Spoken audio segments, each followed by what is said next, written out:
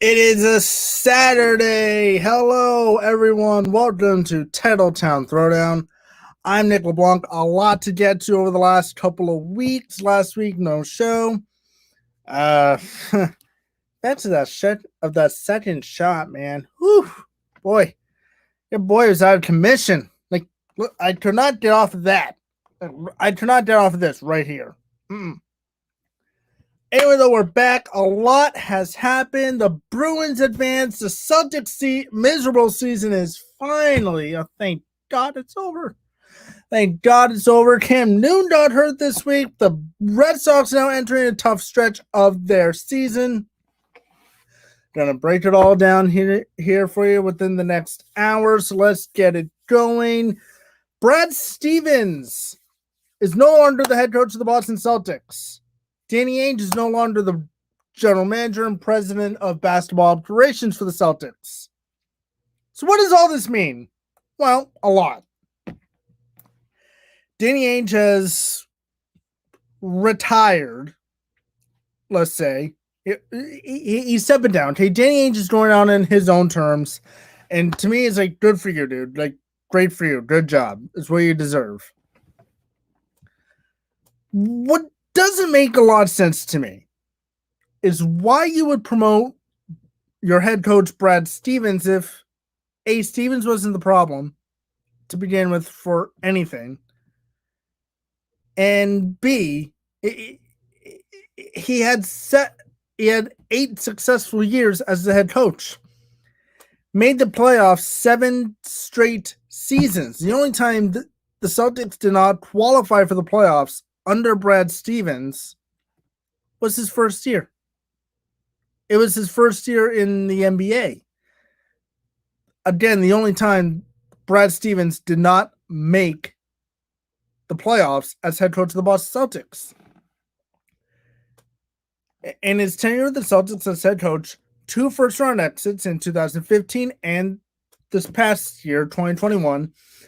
And again, thank God the Celtics season is over. So Celtic fans, I think you'll take this one fine with a grain of salt. But every other year, though, it was you at least had a second round appearance or you had a conference finals appearance. But he could never get over the hump as a coach. And now look, again, the Celtics, they have the roster to get there. They're just not being able to get there. So now the Celtics are looking for a brand new head coach. They got their man in Stevens as president of the basketball operations, but why make the transition for Stevens, though? Well, a couple things I can think about it. The players lost Stevens completely, so Stevens saw this as an out to get out from the bench and out of that locker room. Bring a fresh voice who the guys could probably rally around on, and it'll be Stevens' guy. Brad Stevens will be Brad Stevens' guy. The next head coach will be a Brad Stevens hire, not a Danny Ainge hire. Brad Stevens was a Danny Ainge hire, and let's say it worked out pretty good. It worked out rather well. But there's still a lot of issues that the Celtics really need to fix on this team. There's a lot of high egos. Guys who have underperformed or really just haven't been able to stay on the court. Like guys like Kemba Walker. Now, I won't be surprised if Kemba Walker finds his way out of Boston this offseason. And look, yeah, the guy's had a broken knee since he's gotten here. He had a broken knee down in Charlotte. So what do you expect?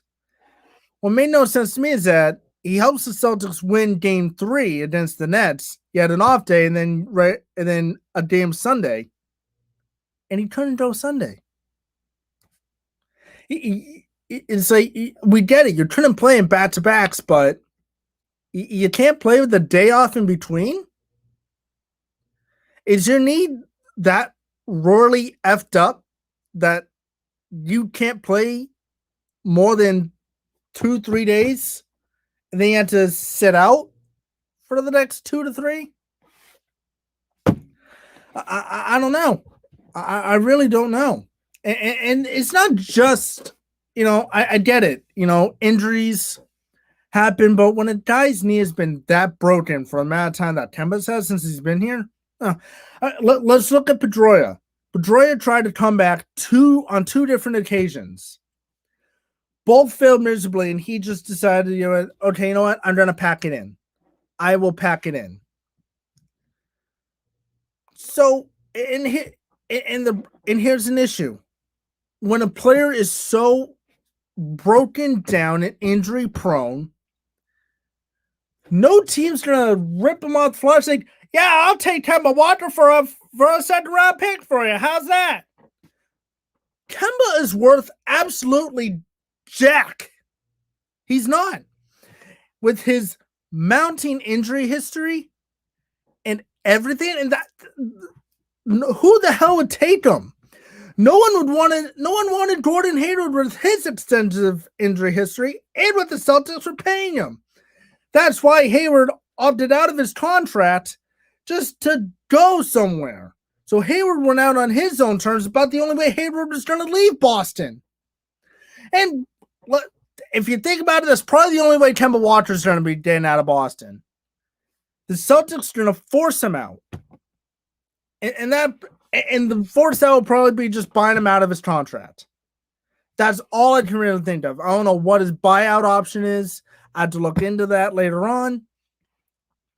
But that's probably the only way the Celtics can get out from underneath Kemba Walker is to buy him out of his contract.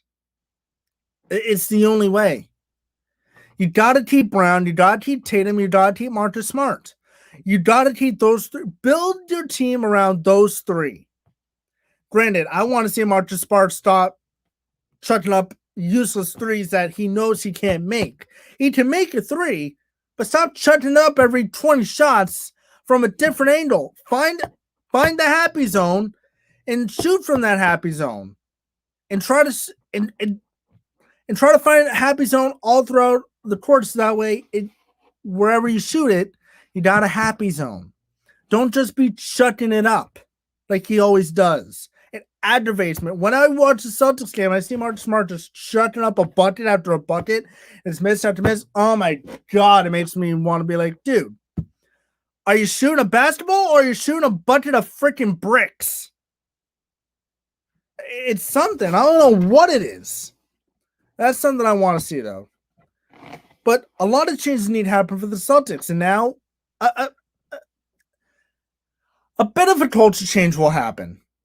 Danny Ainge is out. Brad Stevens is in now as president of basketball operations. So I think Stevens has a bit of a leg up here because he's been in the locker room. He knows what the culture needs to be. And now he might be able to relate with the players a little bit more, seeing what they actually want to do. Now, I'm not saying that Brad Stevens has to considerably, do what the players say and bow to my every whim. No. A lot of GMs do that around the league. The Nets GM did it with Kyrie Irving, and you bet your sweet ass that they're kissing LeBron James's ass out in LA. And especially they have to be kissing his ass now after what happened to them in the first round. And LeBron, there's a first time for everything. You never lost. You always made it to at least the second round in your entire career. Now you know what a first round exit feels like. There's a first time for everything. Jordan, he did it 3 times, and it happened in his first 3 seasons. So there's a first time for everything. It's not that big of a deal. And really, the Suns are the better team in that whole series anyway. But besides the point, though, go back to, again, that tied into Boston here.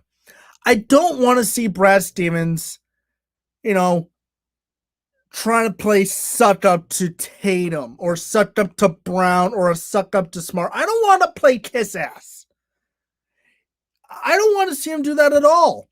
Get the players that, they could feel comfortable playing with, sure, but at a reasonable thing. Don't just be like, hey, these guys want you to come here. No. They got to try to convince guys themselves also to come here, or you put together a nice, pretty little package for them. But at the same time, try to find guys that are going to mix well with those three. Don't just take a Joe Schmo off the street and just throw him in there and be like, make something happen. Don't take the Bill Belichick approach, because the Bill Belichick approach is outdated. It's outdated. I'm sorry. As much as it worked for Belichick so many times in the past, as much as it worked so many times between the years of 2001 and through about 2016, that's probably about the last time it really worked. It's not going to cut it now. It's not going to cut it. You want to find guys that will perform well and could possibly have really good chemistry with Tatum, Brown, and Smart. If any of those three have to go, choose wisely. I don't think it'll be Tatum. I don't think it'll be Smart. So Brown's probably going to be the odd man out, even though I don't want to see that either. I want to see what those three can do together with some better pieces around them. Get some depth on the bench, some scoring depth. That's really what the Celtics need. The rebounding and all the other little ticky-tacking techniques, that can be coached up through practice or just through straight-up training. But I don't want Brad Stevens to be bowing at their feet, feeding them grapes in the mouth, or kissing their ass cheeks after they took a poop. I don't want to see that. Work with those guys to see what this team needs, but then you go out and get the guys that you think will fit well. Don't cater to their whim. All right? Because guess what? They're not LeBron. They're not Jordan. They're not Kobe. They're not even remotely close to those guys. Not even remotely close. So don't do it, Brad. That's the one thing I'm going to look out for. Brad Stevens just absolutely puts his hands up in the air and is kissing the asses of Tatum, Brown, and Smart. You lose all credibility as a GM right there, because you're just going to let your players run the team. And I know it's a player-driven league, and that aggravates the living crap out of me. It just aggravates the crap out of me. It's a player-driven league, and the GMs and owners just sit back on their shiny thrones and just take them like, yes, we'll do this for you. We'll do that for you. We'll get this guy for you. We'll get that guy for you. We'll build a super team.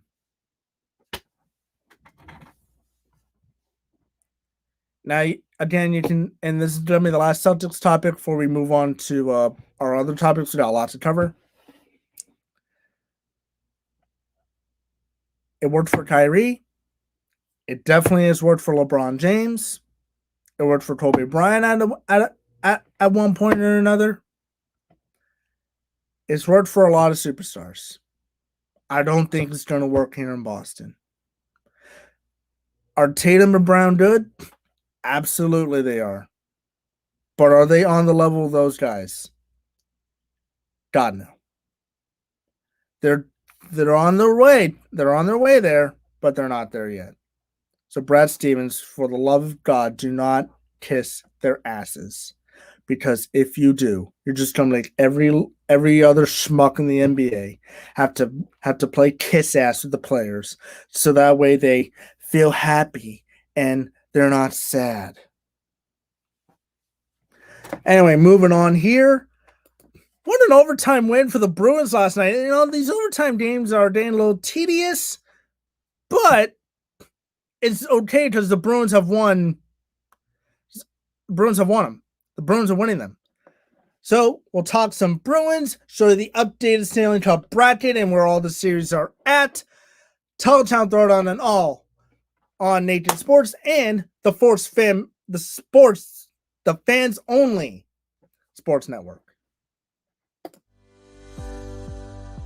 Pharmaceutical company Prevacus says their new concussion medication Prevacol helps repair nerves and promote cell growth.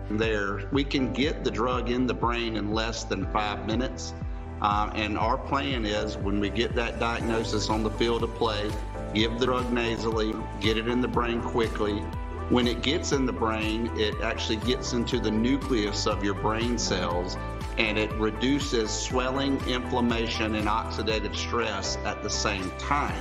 When Jake and I first talked about this many years ago, one of my first questions was, will this help me? And he goes, no, this is for treatment immediately when a concussion or you think a concussion has occurred. Yeah. The acute problems that exist later on in life, if we can take care of these at an early age and start getting some of these things to our children and grandchildren, and I think we can make this game, our game, football, a safer place. And so the whole goal is we're trying to make the game safer. And so Odyssey and this drug, we believe, can be a game changer in so many different ways. Yes, on the football field, in the game of football, because that's where my passion lies, but also in the game of life.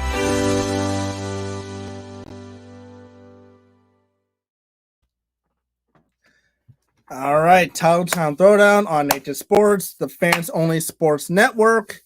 So, as promised, here is the updated NHL playoff bracket.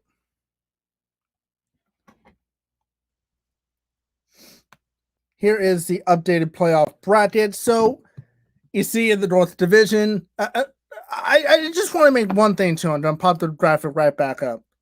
Can we just say how embarrassing the Toronto Maple Leafs are? No, how brain dead they are. They haven't won a freaking playoff series in forever. They can't get out of the first round. And again, here's a graphic. First round. They had a 3-2-1 lead. A 3-2-1 lead. And they blow it. Oh, if you want to talk about such a miserable franchise, it's the Toronto Maple Leafs. They haven't won anything since 1960, 67, whatever the hell it is. Oh my God, what a pathetic franchise. And to blow a 3-2-1 lead against the worst team in the playoffs. Montreal didn't even fit into the top 16 in the NHL standings. And yet, here the Canadiens are in the second round of the playoffs. Where are the Leafs? 4.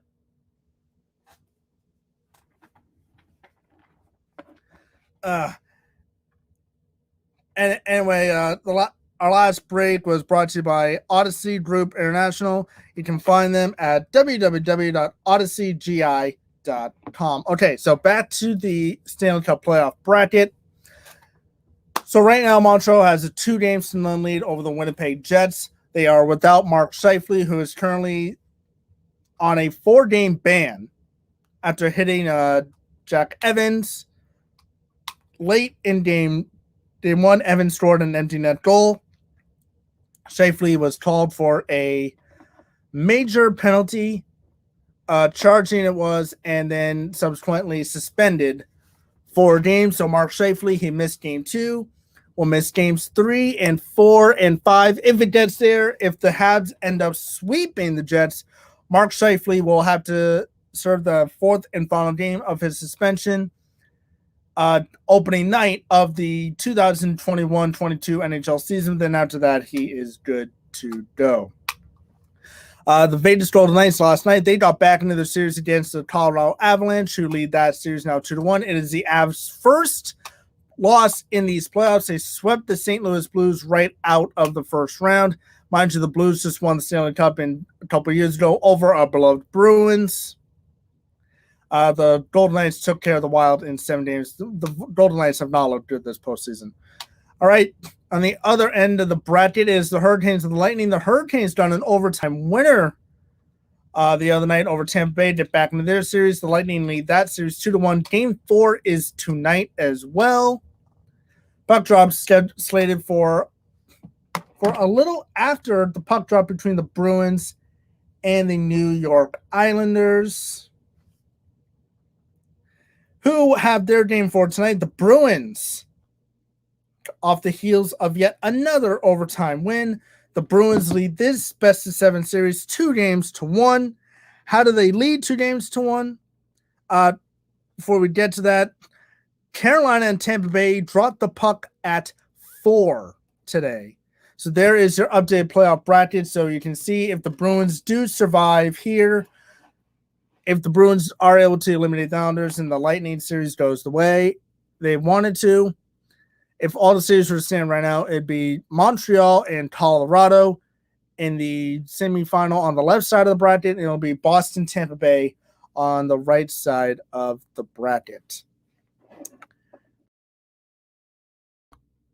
Anyway, how did the Boston Bruins get to a 2-1 lead? Well, I'll tell you, as it is now the time for the TitleTown Play of the Week. And who else was it again? But it was lovely Brad Marchand for his overtime winner in Game 2 that finally got one past Varlamov and sent the Bruins bench into a frenzy. Bergeron wide open. Charlie McAvoy. He'll skate it out. McAvoy gains center at the line. They cross onside. This is Marchand. He scores! Brad Marchand wins it in overtime.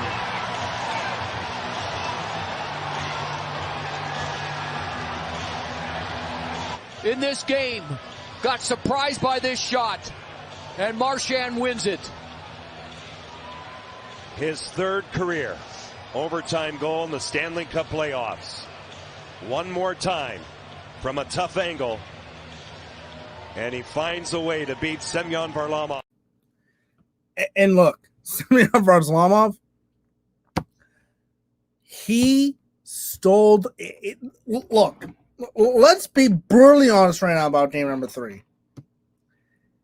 Missed chances on both the Bruins and the Islanders. Okay, just let's think about it. The amount of shots that the Bruins have put on Varlamov the other night, the Bruins could have easily scored 5 goals. In the amount of shots that Rass took and the saves that he made, Rass could have gave up 5 goals of his own too. Now, do I put the 1 goal Rass gave up on him? No. It's kind of really hard to pin the blame on really anyone. That's just a good second ever play by Matt Barzal. And I just think Tuukka Rask lost sight of it. He saw it initially. He stopped it initially. He thought he had it. And he lost the puck for a minute. And it ends up underneath the skate blade and goes in for a game-time goal. It happens. But don't let that take away that Tuukka Rask has just been stealing the show.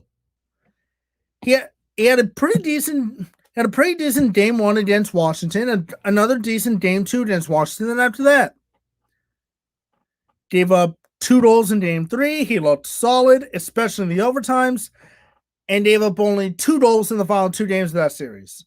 Could have been 3, but he was interfered with. He knew it right away, and they reversed that call. Here in this series,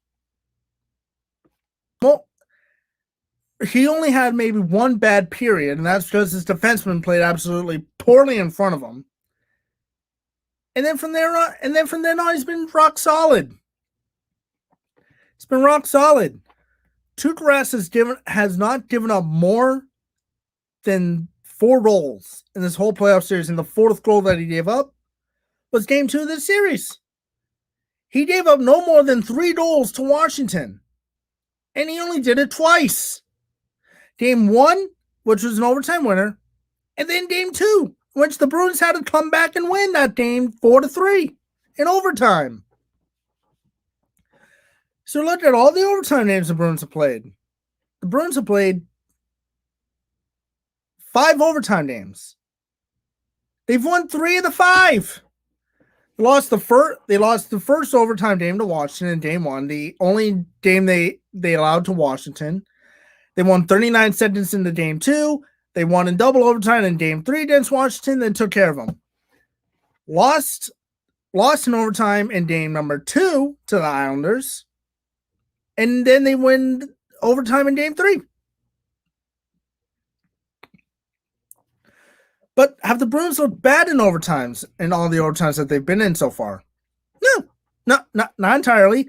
They looked really good in the overtime and double overtime against the Capitals. They looked really good there.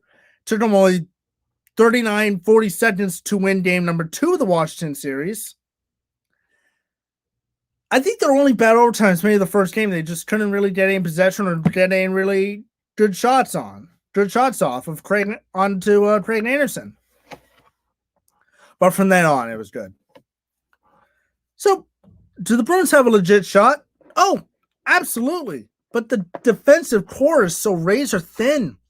Carlo's out tonight.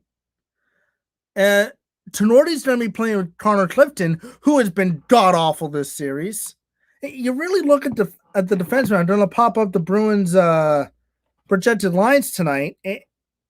And look, the defensive core scares me because you're so razor thin. It's times like these that you kind of wish they had brought back Zdeno Chara. Because Chara can, look, and will I admit, can Chara move much?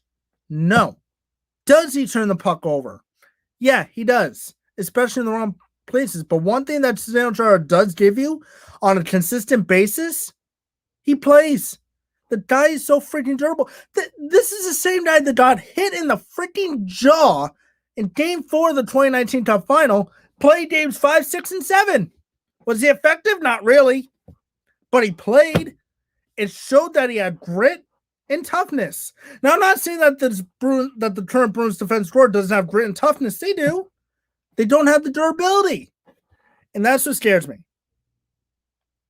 So we're trying to look at the Bruins projected lines here. Probably should have done this earlier, written it down, but no, a lot of things going on. Little scary thing. It was said that Marchand left the ice morning skate this morning. He, according to Bruins insider Fluto Shinwaza, I believe that's how you pronounce it. Legit guy, blue check mark on Twitter, everything, the whole 9 yards. Said that Marchand led the stretching, then he came off the ice limping, favoring his right foot. But then he tweeted about a little over an hour ago that Brad Marchand is good to go tonight, so nothing bad there. But it should be interesting to watch to just see how Marchand plays tonight.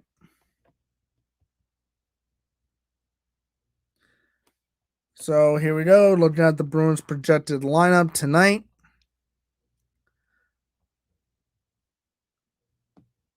For game number 4.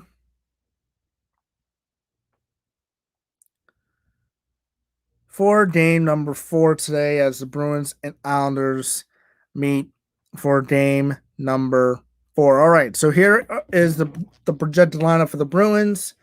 We know the first line, the perfection line, Marchand, Bergeron, Pastrnak, that's nothing new. The revamped second line of Taylor Hall, David Krejci, and Craig Smith, that's looked good.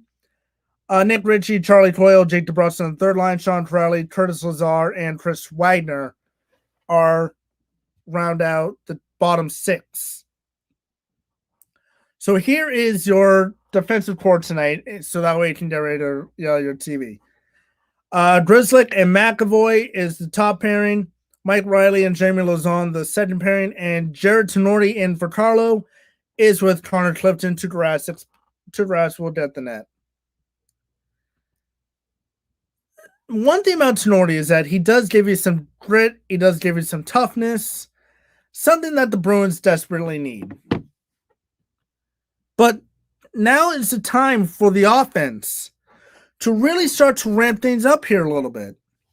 Because, I mean, listen, Tuukka can stand on his head as much as he wants and makes brilliant save after brilliant save. But at some point, and this happened in 2019, he's going to get tired. He's going to give up a few. And if you don't have the defenseman to help him out and you're just scoring only 1 to 2 goals a game, New York's going to come back and win this series.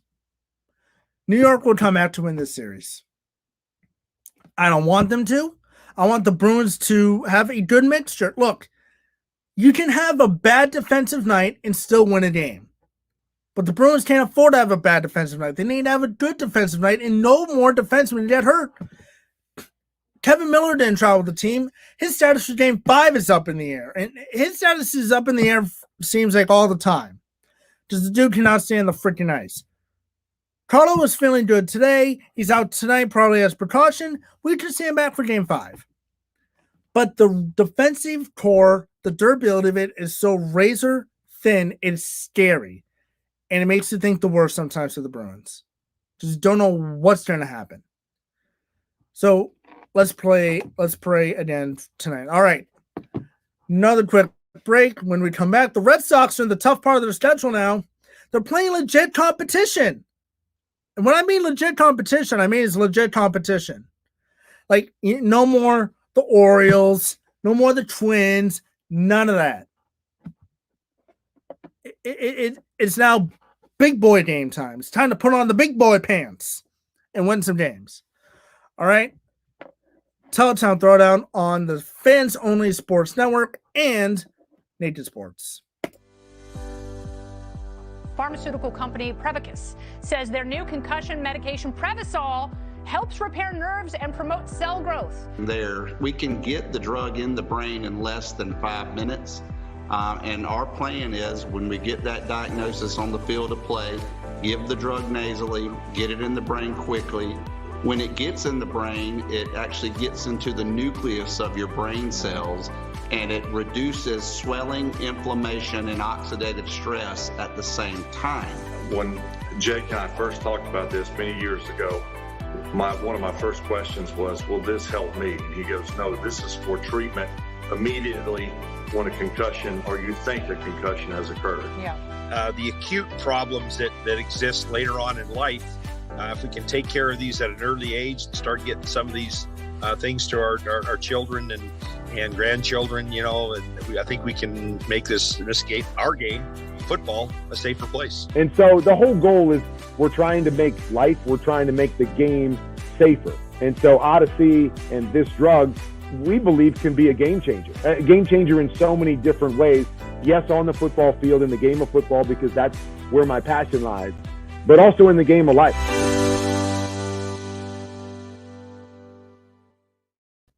Odyssey Group International teaming up with the NFL to help prevent concussions, as NFL concussions in recent years has been going down, which is a great sign. You can find the Odyssey International Group at www.odysseygi.com. They're doing a lot of great things over there.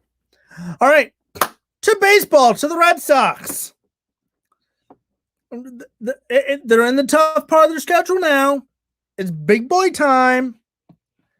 It's big boy time. Time to bring out the schedule. Right here on our trusty iPad, the TitleTown pad. That's what I'm calling it now. It's a new name for my iPad, the TitleTown pad. And we're here going to look at the Red Sox upcoming games this month. And kind of hard to believe that last night was June 4th. It was the first time that the Red Sox and Yankees have met all season. Through the first 2 months and 3 days of the season, Red Sox and Yankees did not play each other. Not once. And they play each other now twice this month. Better late than ever. All right, so looking at and another interesting note to mention about last night for the Red Sox. Not only was it their first win against the Yankees this season, but it was also their first win against the Yankees at Yankee Stadium in 12 tries. Last time they won a game at Yankee Stadium was 2019. I believe that was August. August 2019 is the last time they beat the Yankees at Yankee Stadium. And if you just want to do most recent history, so dating back to last year, that was the Red Sox' second win against the Yankees in their last 11 tries. Yankees went 9-1 against the Red Sox last year, winning the first 9 matchups and losing the final matchup when we all saw that idiot somehow climb the wall at Fenway Park last year and delay the game, throwing, I believe it was like a blue football or something on the field and then throwing a hat at Michael Chavis. Last time those two teams met, the only time the Red Sox beat the Yankees last year. And yeah, Red Sox are. So yeah, basically, Red Sox have lost 9 of the last 12. Have lost 9 of the last 11 games against New York, but not all times are happy in New York right now. They are struggling mightily, trying to hit the ball. The bullpen's good. The rotations, but their offense is good 1 week, then it disappears for the next week. And it's really affected the Yankees, who haven't really been able to get anything going. Yankees sit 4.5 games out of first place right now. They've lost 2 straight games. They just recently split a 4-game set against the Rays. The Yankees are 3-7 in their last 10. Red Sox are 500. But the Red Sox did gain the game last night as the Rangers beat the Rays last night. So the Red Sox are game behind the Rays. 2 back in the win column, but they're even in the loss column. So there's where that game is. Rays entered play today at 36-23. The Red Sox at 34-23. The Yankees at 31-27. Toronto hang in there at 29-26. And then the Orioles are 17 games below 500. Not a surprise. Although they have won 3 in a row, that is a surprise. Anyway, though, the Red Sox are in a tough stretch right now, because this whole month is against legit competition. It is against legit MLB-ready competition. Are all the teams terrible here? No, not really. You just lost 3 out of 4 to the Houston Astros. You won last night against the Yankees. You have 2 more against the Yankees this weekend.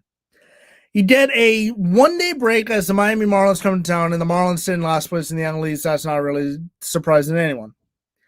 But then Houston comes back here for 3, starting Tuesday. Toronto comes in for 4. You have to go to Atlanta, who is on the rise lately. They're 3 games under 500, but a team to not be taken lightly, though, the Atlanta Braves. They sit in second place in the NL East, even though the NL East right now is looking like the NFC East in football. No one can get their crap together. Absolutely no one can get their shit together.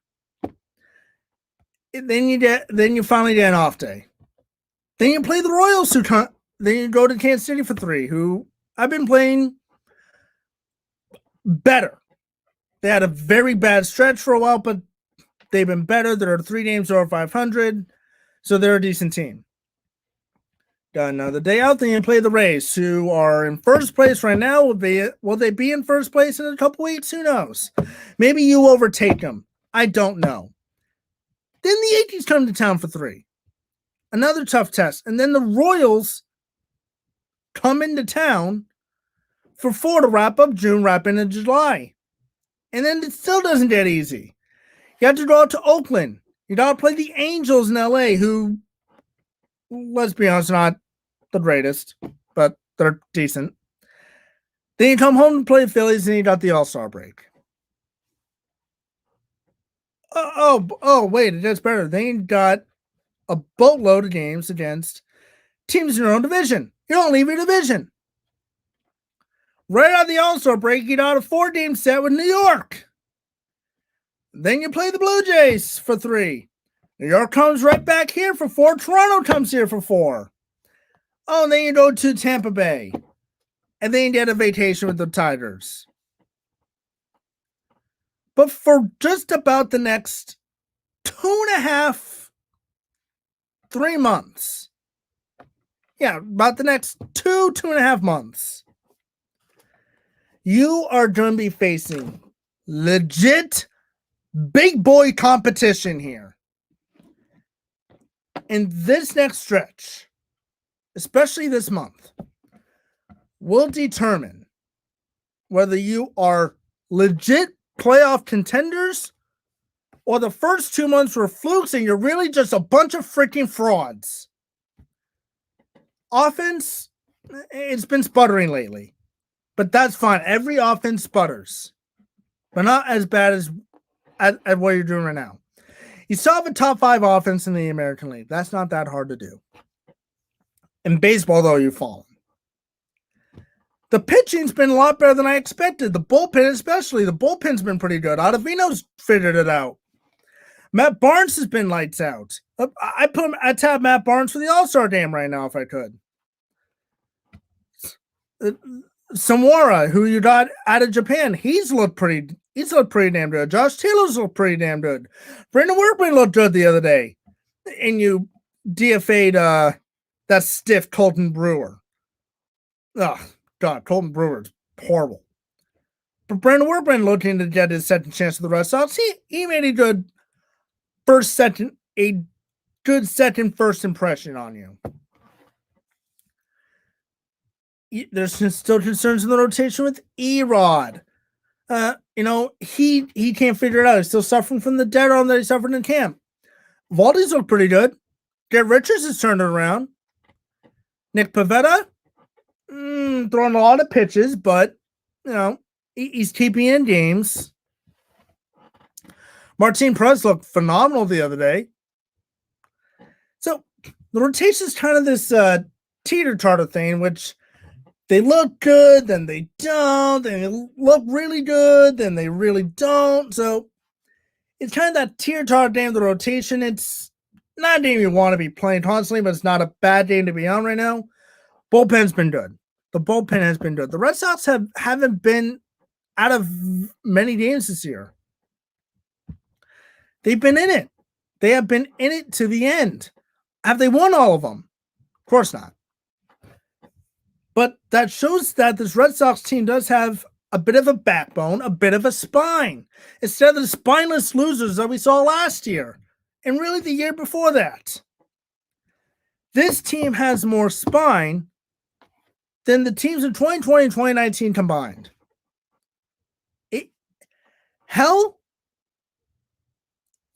You can say the 2012 Red Sox under Bobby Valentine, that was a god-awful year, have more of a freaking backbone or some type of spine than the spineless losers we saw in back-to-back years in 2020 and 2019. 2019, the team simply underperformed, and in 2020, you just were absolute dog water. This year, first 3 games, you had no spine. Then, from then on, you've shown that, hey, we do got a backbone, we do got a spine, we can play with teams. You're 2 games up in the wild card right now over the Astros. If the season were to close this weekend, the Red Sox will be hosting Houston Astros in the American Wild Card game. That's good. You have home field advantage to be at the friendly confines of Fenway Park, but it's just scare the absolute living piss out of you because if you lose that game, you're done. I'd rather see you in the LDS right away, where, okay, you lose the first game, you can come back and win. You still come back and win. But I just want to see this Red Sox team be competitive. So far, we have a baseball season. We do have a baseball season right now. We got a baseball season. And that's all you wanted for. You had a 60-game sprint last year that looked good after the first day, then turned it absolute and utter after that. Why? Spineless, boneless, gutless losers. Or the 2020 Boston Red Sox. Gutless in 2019? Sure. Spineless? Yeah. Backbone? Yeah, they showed it at times. 2019 wasn't entirely bad. They did finish with a winning record, but underperforming. It was the most underperforming team that came off of 119 wins the year prior to only win 85 and be done. And then, 85, a pandemic shortened season, and your faces and teeth completely kicked in. Yeah. That's been the Red Sox. That have been the Boston Red Sox. This year, not so much. There's only been a couple of occasions where the Red Sox have really been out of games and gotten their absolute teeth kicked in. They got their teeth kicked in on Memorial Day. Couldn't find any offense the following day. They haven't really done, but the Red Sox, so they haven't really been up on teams, nor they have really gotten their teeth kicked in either. For the most part, this team's been pretty consistent. For the most part. An 8-2 beating back in April against the Mariners. Yeah, you got your teeth kicked in. But a lot better than what you looked like in the first 3 games, especially the third game of the year. Baltimore absolutely just pounded your faces. So it just goes saying that the Red Sox can overcome adversity, and when they get kicked in the face, they can kick you right back. It might take a couple of days, but eventually they'll kick you in the face again. So that's the thing with the Red Sox here. They've been in just about every game they've played in, with the exception of maybe it's a few, and those are just little sprinkles on top of a Sunday right now. Other than that, this team's been pretty competitive, and that's all you want. That's all I wanted in 2021 for the Red Sox. Just be competitive, stay in games, show that you care, and they have. They have, and the 34 and the 34-23 record proves it, that they do care. They are trying. They're being competitive. They want to win. And Alex Cora has a lot to do with that.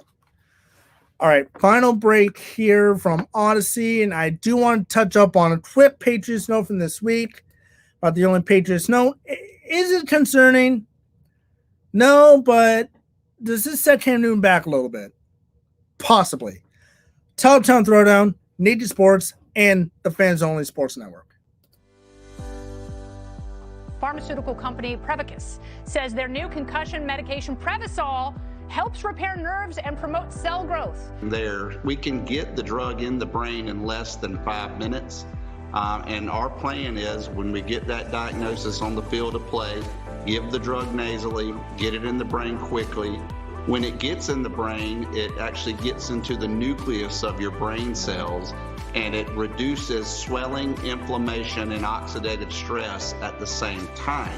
When Jake and I first talked about this many years ago, one of my first questions was, will this help me? And he goes, no, this is for treatment immediately when a concussion, or you think a concussion has occurred. Yeah. The acute problems that exist later on in life, if we can take care of these at an early age and start getting some of these things to our children and grandchildren, and I think we can make this game, our game, football, a safer place. And so the whole goal is we're trying to make the game safer. And so Odyssey and this drug, we believe, can be a game changer in so many different ways.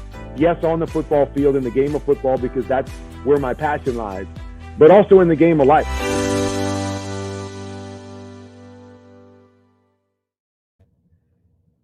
You can, again, find the Odyssey Group at the Odyssey Group International at www.odysseygi.com. All right, so did say I want to just touch up on a quick Patriots note that this week to wrap things up. See, we were able to fit in all 4 Boston teams. How about that? That's the first time we've done that in a while. Cam Newton has a bone bruise on his throwing hand. Apparently, during OTAs, he was throwing a pass and he hit a teammate's helmet. Nothing major, not anything that's going to hurt him long term, but he will not be able to participate in mandatory minicamps. He'll most likely be there, but he will not participate. But it is expected that Cam Newton will be ready for the start of training camp. But what does that mean, though, for Newton not being able to partake in mandatory minicamp?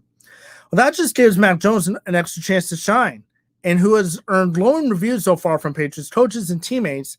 And according to Bill Belichick, Mac Jones has already earned a lot of respect of the players. So that now kind of raises the question. Mac Jones is performing well in all the team in all the OTAs. He performs well in minicamp. You got a quarterback battle on your hands between Cam Newton and Mac Jones. I still believe that there is a legitimate shot that Mac Jones could be the starter of the New England Patriots come week 1 of the NFL season. Now, will Bill Belichick go with Mac Jones? That's his decision. Jones could easily impress, win the backup job, but Newton's still the starter. And look, let's be honest, for Mac Jones, it's his job to lose. Really, for the Patriots, it's anyone's job to lose. It's Newton's job to lose. Because, let's face it, for Mac Jones, beating out Brian Hoyer and Jared Stidham for the backup job is nothing. It's nothing. Just Brian Hoyer sucks and is inept. And Jared Stidham's development is not going the way that the Patriots hoped it would by now. He's entering year 3 of that development. So now you come to this. Cam Newton, coming off a miserable season, has to fight for his job, and you bring in a young stud in the first round, drafted 15th overall. You had to do that. But now Cam Newton, though, he now is looking at this bone bruise and looking at Mac Jones and the glowing reviews he has.